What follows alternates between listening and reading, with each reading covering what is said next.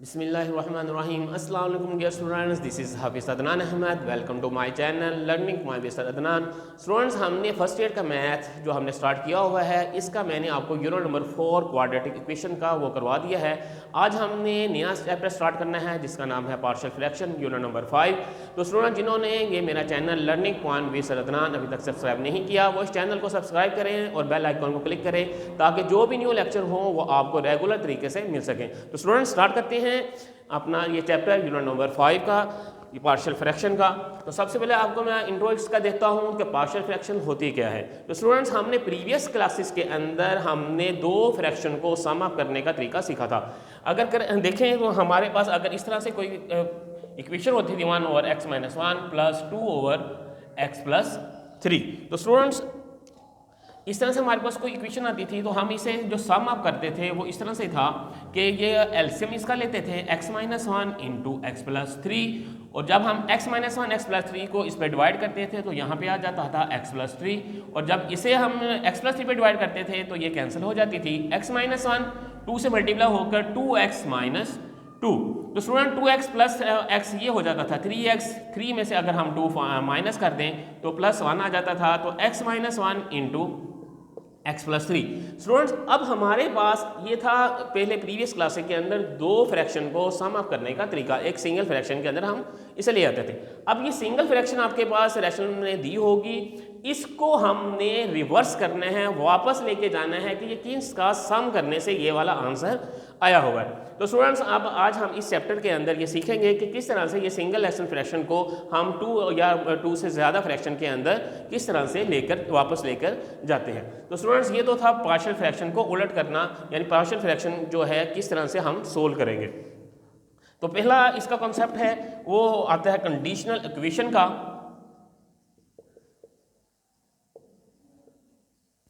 Conditional equation students ऐसी equation को कहते हैं जिसके अंदर हमारे पास इस तरह से हो 2x is equal to 3 for one value of x, सिर्फ एक वैल्यू x की ऐसी होगी जो इस चीज को सेटिस्फाइड कर जाएगी।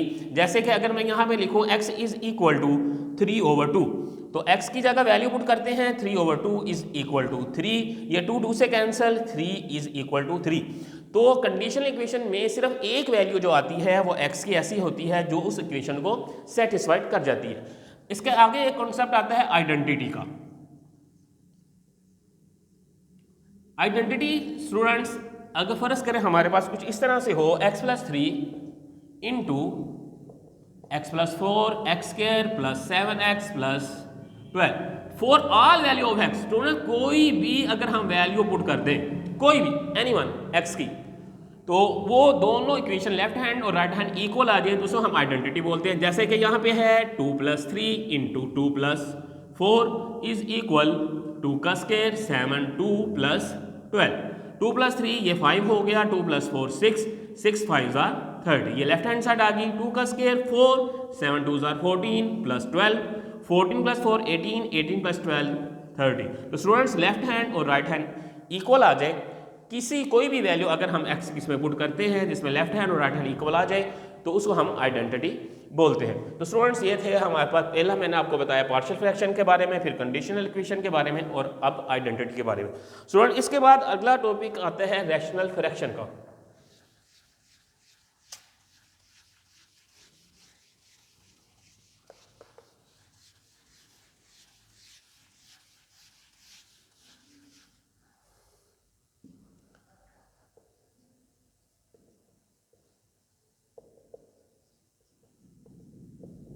स्टूडेंट, रैशनल फ्रैक्शन ऐसे इक्वेशन को कहते हैं जिसमें हम किसी भी रकम को p ओवर q की फॉर्म में लिख सके। p ओवर q के फॉर्म में अगर हम लिख लेते हैं तो उसको हम रैशनल फ्रैक्शन बोलते हैं, जिसके अंदर students q is not equal to 0 हो, जिसमें q इक्वल 0 के ना हो उसको हम रैशनल फ्रैक्शन बोलते हैं। तो ये तो है रैशनल फ्रैक्शन। इसके बाद जो अगला है वो है proper rational fraction.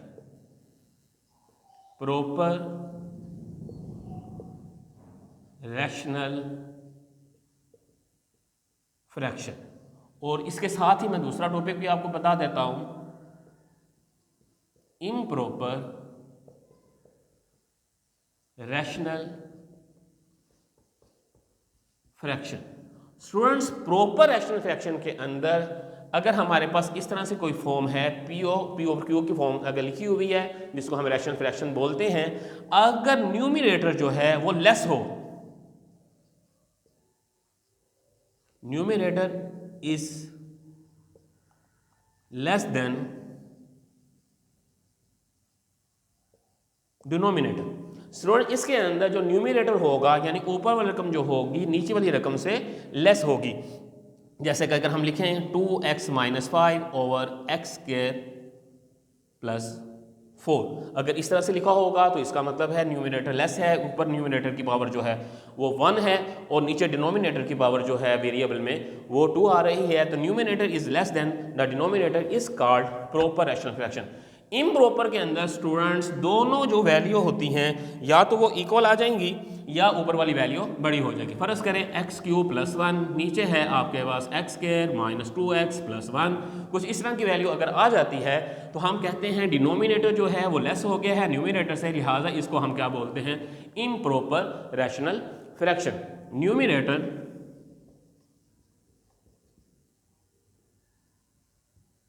Is greater than the denominator is called or equal to,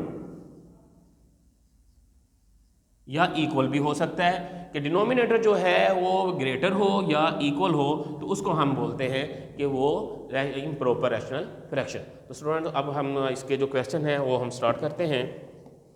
exercise number 5.1, ये कुछ कॉन्सेप्ट थे आपको बताए हैं कि किस तरह से हमने इसे सोल्व करना है। सबसे पहले मैंने आपको बताया पार्शियल फ्रैक्शन के बारे में, उसके बाद आपको कंडीशनल इक्वेशन के बारे में, फिर आपको आइडेंटिटी के बारे में बताया और फिर उसके बाद मैंने आपको रैशनल फ्रैक्शन और फिर प्रॉपर एंड फिर इम्प्रॉपर। तो स्टूडेंट्स अब हम स्टार्ट करते हैं अपनी एक्सरसाइज नंबर 5.1, जिससे आपके जो क्वेश्चंस हैं वो क्लियर हो जाएंगे। क्वेश्चन नंबर 1 कहते हैं resolve the following into partial fraction 1 over x² - 1। Student ये पहला क्वेश्चन है, क्वेश्चन नंबर 1 दिया हुआ है। किस तरह से ये हमने इसको 2 में कन्वर्ट करना है, इसे वापस लेके जाना है कि ये किसका सम होकर ये वाला x1 ओवर x² - 1 आया हुआ है। तो सबसे पहले स्टूडेंट हम इसके देखते हैं, इसके फैक्टर बन रहे हैं। फैक्टर किस तरह से बनते हैं, ये x² - 1 a² - b² का फार्मूला है x + 1 इंटू x - 1, पहली रकम का स्केयर माइनस दूसरी रकम का स्केयर, इसको जब हम फैक्टराइज बनाएंगे तो ये x + 1 इंटू x - 1। स्टूडेंट्स यहाँ पे हम इसे लेट करेंगे 1 over x + 1 into x - 1 is equal a over x + 1 plus b over x - 1, equation number 1। Students अगर फैक्टर जो है लीनियर में आ जाते हैं, लीनियर इक्वेशन यानी कि ऐसी जिसमें वेरिएबल की हाईएस्ट पावर 1 हो, अगर लीनियर के अंदर है तो उसका पहला मेथड जो है पार्शियल फ्रैक्शन का वो ये है कि आपने उसे a कह देना है और प्लस लगाने के बाद दूसरी रकम को आपने b का वैल्यू आपने दे देनी है। तो इस तरह से अगर हम इसे सोल्व करना चाहेंगे कि अगर दो फैक्टर हों या 3 फैक्टर हों तो इसे a + b + c इस तरह से हम इसे चलाते जाएंगे। तो सबसे पहले अगर हम देखते हैं तो ये जो डिनोमिनेटर में जो रकम है इसका एलसीएम लेने के बाद इसके साथ हम मल्टीप्लाई कर देंगे x + 1 x - 1 on both sides, दोनों तरफ स्टूडेंट्स हम इस x + 1 और x - 1 से डिवाइड करेंगे। जब हम इसे डिवाइड करेंगे, मल्टीप्लाई करेंगे सॉरी, तो यहाँ पे आ जाएगा 1। जब इधर से मल्टीप्लाई करेंगे a into x - 1 plus b into x + 1, इसका इक्वेशन का नाम हम इक्वेशन नंबर 2 दे देंगे। यानी मल्टीप्लाई करने से ये 1 मुकम्मल कैंसिल हो गई, इधर से x + 1 कैंसिल हो गया, x - 1 रह गया, x - 1 कैंसिल हो गया, x + 1 हो गया। स्टूडेंट्स a के नीचे जो रकम है इसको हम लेंगे, लेट करेंगे कि x + 1 is equal to 0 and x is equal to, इसमें वैल्यू हम निकालेंगे और इस वैल्यू को स्टूडेंट्स हम इक्वेशन नंबर 2 के अंदर पुट करेंगे। यहाँ से वैल्यू ली x + 1 जो है इक्वल टू 0 होता है और x की वैल्यू निकालना चाहिए +1 उधर जाकर -1 और इसे इक्वेशन नंबर 1 के अंदर पुट करते हैं। 1 is equal a -1 - 1 plus b -1 plus 1। Students यहाँ पे अगर हम देखते हैं तो 1 इज इक्वल ए -1 ये -2 हो गया, b इंटू 0। स्टूडेंट्स -1 + 1 ये 0 हो जाएगा और जब b से मल्टीप्लाई करेंगे तो b की वैल्यू 0 हो जाएगी। तो यहाँ पे आ गया 1 इज इक्वल टू -2a, ये रकम हमारी 0 हो गई। -2a इधर मल्टीप्लाई हो रहा है, जब इधर लेकर आएंगे तो इसका आंसर a का 1/-2 आ जाएगा। अब दूसरी वैल्यू जो है स्टूडेंट्स उसको पुट करेंगे बिल्कुल सेम इसी तरह से, x - 1 is equal to 0, x is equal to 1। Student इसको भी हम इक्वेशन नंबर 2 के अंदर पुट कर देंगे। तो इक्वेशन नंबर 2 जो है वो ये है, यहाँ पे 1 is equal a 1 - 1 plus b 1 + 1। तो स्टूडेंट यहाँ भी अगर हम देखें a 1 - 1 ये 0 हो गया, प्लस b 1 + 1 2 हो गया। 1 इज इक्वल, ये 0 से मल्टीप्लाई करेंगे ये फैक्टर 0 हो जाएगा, तो अगर लिख लें यहाँ पे 2b ये 0 हो गया, और 1 is equal to 2b 1/2 is equal to b। Students ये a एंड b की वैल्यू हमने फाइंड की। स्टूडेंट ये दोनों वैल्यू जो हैं putting values of a and b इस इक्वेशन नंबर 1 के अंदर हम पुट कर देंगे।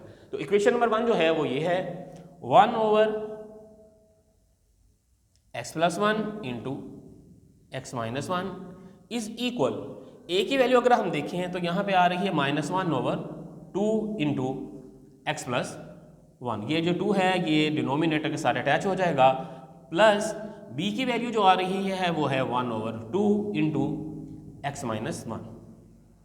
तो स्टूडेंट्स ये इसको हमने पार्शियल फ्रैक्शन का तरीका हमने इख्तियार किया। इस तरह से हमने इस सिंगल टर्म को हमने जो दो रैशनल फ्रैक्शन हैं उसके मुताबिक लेकर आए हैं, कि यानी कि इनका सम करने से या इनको सोल्व करने से ये वाला आंसर आता था। जब हमने इसको रिवर्स किया तो ये वाला आंसर आ गया। स्टूडेंट इसमें जो सबसे अहम बात मैंने आपको जो बतानी थी पार्शियल फ्रैक्शन के अंदर वो ये थी, जहाँ से आप वैल्यू लेट करते हैं, फर्ज करें हमने a के नीचे से वैल्यू उठाई थी x + 1, तो x + 1 जब हमने इसे लेट किया था तो जहाँ से वैल्यू उठाई है आंसर वो जो ऊपर वैल्यू लिखी हुई है a लिखा हुआ तो आंसर a का आएगा, a का निकलेगा। अगर हम b के नीचे से वैल्यू उठाते हैं तो फिर b का ही आंसर आएगा, बाकी जो फैक्टर होंगे वो सारे के सारे 0 हो जाएंगे, चाहे a b c d जो भी है। जहाँ से आप वैल्यू उठा रहे हैं आंसर सिर्फ उसी रकम का आना है, बाकी जो वैल्यू हो जाएंगी वो 0 हो जाएंगी, और इस तरह से हमारे पास ये पार्शियल फ्रैक्शन का क्वेश्चन सोल्व होने के बाद आ जाएगा। उम्मीद है कि ये वाला क्वेश्चन आपको अच्छी तरह से समझ आ गए होंगे। स्टूडेंट्स पहले 2-3 यानी 5 क्वेश्चन तो इसी टाइप के हैं, आप करने की कोशिश कीजिएगा। अगर फिर भी कोई प्रॉब्लम हो तो मुझे कमेंट्स करें, तो इंशाल्लाह ताला आपके कमेंट्स में मैं रिप्लाई करूँगा। अपना बहुत ख्याल रखिएगा। अल्लाह हाफिज़।